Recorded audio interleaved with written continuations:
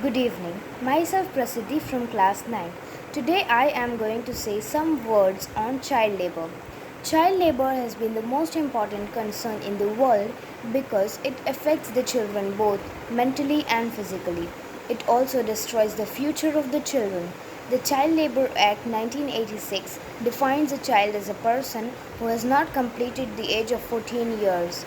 Child labor is a practice of engaging the children in economic activity on a part of full-time or part-time basis.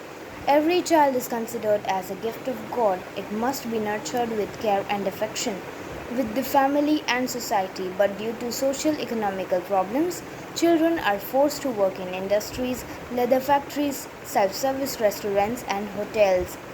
Child labor is not a small issue in economic problems of society. So to eliminate child labor, first we should focus on the social economic activities and issues of the society. India is one of the foremost countries in Asia that has 33 million children employed in various forms of child labor.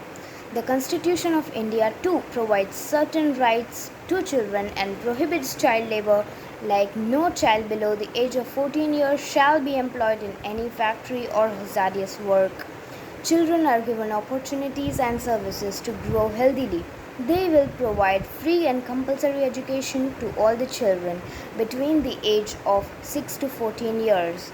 I would request everyone who are listening my speech now that if you see any child working in the hazardous places or any places, please send him to NGO, or if you are able to help him, please help him, because God has given us one birth, one life and one childhood.